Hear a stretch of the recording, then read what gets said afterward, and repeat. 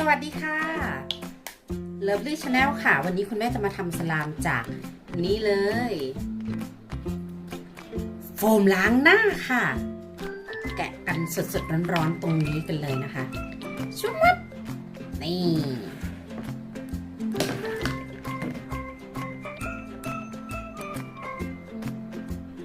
เริ่มต้นเลยค่ะบีบค่ะแล้วก็ผสมกาว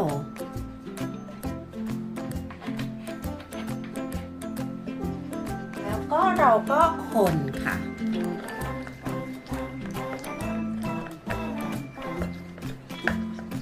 คนไปเรื่อยๆนะคะเพื่อนๆสมาชิก YouTube ของเรานะคะคนไหนที่เข้ามาดูคุณแม่ทำสลามทักทายคอมเมนต์กันใต้คลิปได้นะคะเซย์เฮลโลกันได้คุณแม่ฝากช่อง Lovely Channel ของคุณแม่กับป๊อปปี้แล้วก็คุณพ่อด้วยนะโอเคต่อไปค่ะได้นิดเดียวเองดูสิคุณแม่จะเติมอันนี้ไม่เคยทำมาก่อนเลยนะโฟมล้างหน้าเนี่ยต้องบอกว่านี่คือครั้งแรกในชีวิตเลยแล้วเราไม่รู้ว่าเขาจะเป็นสลามให้เราเล่นหรือเปล่าโอเคก็ต้องลองไปพร้อมๆกันเนาะแล้วก็คุณแม่จะตามด้วยน้ำยาทำสลามค่ะซึ่งก็คือเบกกิ้งโซดาผสมน้ำนั่นเองชุบ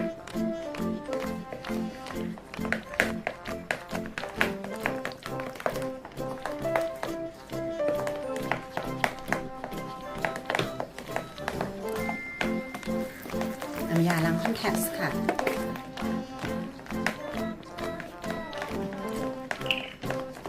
แย่และเป็นสลามให้ไหมเนี่ย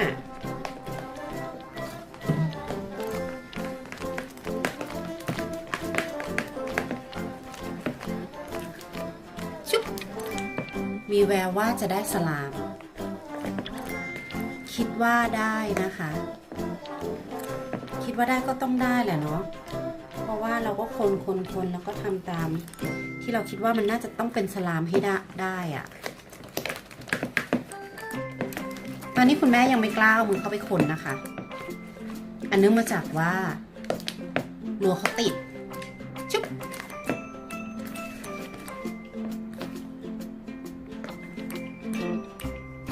โอ้เราติดจริงๆ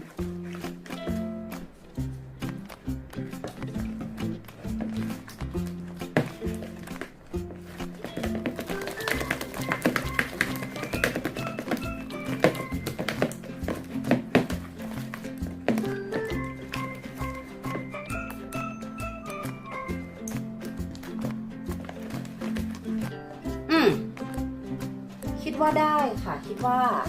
เป็นสลามนะแต่คุณแม่ต้องลองนวดเขาก่อนเนาะดึง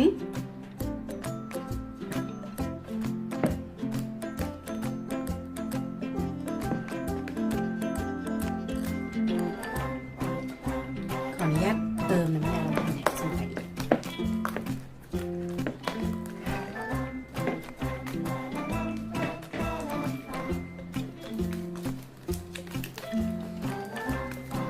ที่เรานวดอยู่นี่คือสครับล้างหน้านะคะ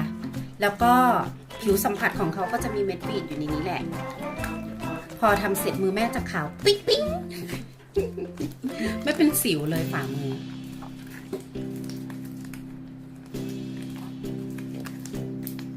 สีก็จะเป็นสีขาวนวลๆเนาะโอเคแต่ว่ายังติดอยู่แหละต้องนวดก่อนเชื่อไหมว่าถ้าเกิดว่าเราเก็บสลามทั้งเป็นแบบนี้ใช่ไหมรับรองค่ะคืนร่างแน่ๆ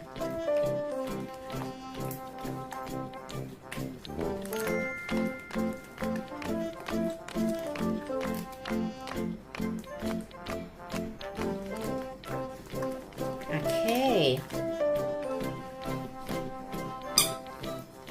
ของเล่นของแม่น้องเป็ดสิ่งไหนใกล้มือเอาสิ่งนั้นมาแกล้งค่ะโอเคเทส ว้าวแต่ว่า